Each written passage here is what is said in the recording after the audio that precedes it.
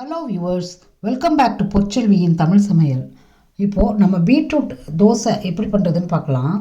ஆக்சுவலாக இது வந்து ரவா தோசை மாதிரி டேஸ்ட் இருக்கும், ஆனால் ரொம்ப காய்கறி இருக்கிறதுனால நல்ல சத்தாக இருக்கும்.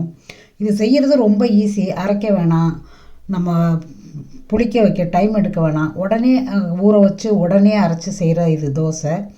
ரெண்டாவது வந்து காய்கறி இதில் சேர்றதுனால நமக்கு நல்ல நார் சத்து. பீட்ரூட் வந்து உடம்புக்கு ரொம்ப நல்லது. அதை வச்சு இந்த தோசை செய்கிறது ரொம்ப ஈஸி. இது எப்படி செய்கிறதுன்னு பார்க்கலாம் வாங்க. அரை கப்பு ரவை எடுத்துப்போம். அதில் வந்து ஒரு கப்பு தண்ணி ஊற்றுவோம். ஒரு 10 நிமிஷம் அதை அப்படியே ஊற போட்டுருவோம்.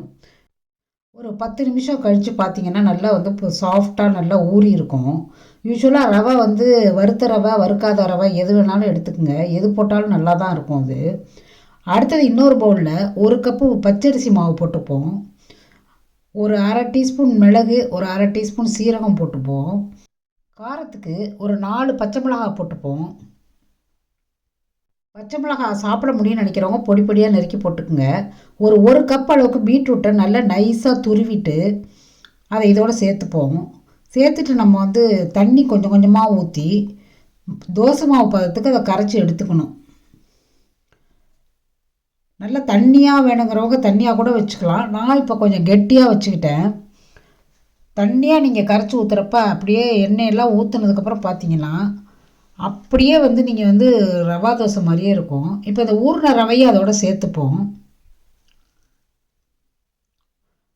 சேர்த்துட்டு ஒரு 1/4 டீஸ்பூன் உப்பு போட்டுப்போம். போட்டுட்டு எல்லாத்தையும் நல்லா கலந்து விட்டுப்போம். இந்த மாவு பதம் வந்து தோசை மாவு பதத்தில் இப்போ வச்சுருக்கேன். நீங்கள் எப்படி வேணாலும் வச்சுங்க, நல்லா தண்ணியாக கூட வச்சுக்கலாம். ஆனால் நமக்கு அடுப்பு அனல் நிறையா இருந்துச்சுன்னா நீங்கள் வந்து ரவா தோசை மாதிரி கூட இதை ஊற்றலாம். நல்லா கிறிஸ்பியாக சூப்பராக வரும். இப்போ தோசைக்கல் நல்லா காஞ்சதுக்கப்புறம் இதை தோசை மாதிரி ஊற்றிக்கலாம். ஊற்றிட்டு 2 பக்கமும் திருப்பி வேக விடணும். நெய், எண்ணெய் எது விரும்புகிறீங்களோ அதை ஊற்றிக்கலாம். குழந்தைங்களுக்கு ஊற்றுறப்ப நம்ம கொஞ்சம் நெய் ஊற்றினா கூட ரொம்ப டேஸ்ட்டாக சாப்பிடுவாங்க. பீட்ரூட் வந்து நம்ம உடம்புக்கு ரொம்ப முக்கியமான ஒரு காய்கறி. இது வந்து நம்மளுடைய ப்ளட் ப்ரெஷரை குறைக்குது, ஆன்டி ஆக்சிடென்ட் இது. அடுத்தது இதில் ஃபோலேட்டு, B9 நிறையா இருக்கிறதுனால வந்து கருவுற்ற தாய்மார்களுக்கு ஒரு குழந்தையெல்லாம் நல்லா ஆரோக்கியமாக பிறக்குங்கிறது ஆராய்ச்சிகள் சொல்லுது. இது இல்லாமல் இது வந்து நல்லா பிரெயின் ஹெல்த்துக்கு, லிவர் ஹெல்த்துக்கெலாம் ரொம்ப உபயோகமாக இருக்குது. இது ரொம்ப டேஸ்ட்டாகவும் இருக்கும். நிச்சயமாக நீங்கள் குழந்தைங்களுக்கு செஞ்சு கொடுத்தீங்கன்னா நல்லா விரும்பி சாப்பிடுவாங்க. இதை சாஃப்டாக வேணுங்கிறவங்க சாஃப்டாக எடுத்துக்கலாம், கிறிஸ்பியாக வேணுங்கிறவங்க கிறிஸ்பியாகவும் எடுத்துக்கலாம். எப்படி நமக்கு வேணுமோ அந்த பதத்துக்கு இது நல்லா ரெடியாகி வரும். இப்போ நான் இது வந்து சாஃப்டாக தான் இதை எடுத்திருக்கேன். பாருங்கள் எவ்வளோ ஒரு சூப்பரான ஒரு தோசை. ஒரு 10-15 நிமிஷத்துலேயே நம்ம ரெடி பண்ணிட்டோம். இதுக்கு சட்னி, சாம்பார் எது வேணாலும் வச்சு சாப்பிடலாம். எல்லாத்துக்கும் நல்லாயிருக்கும்.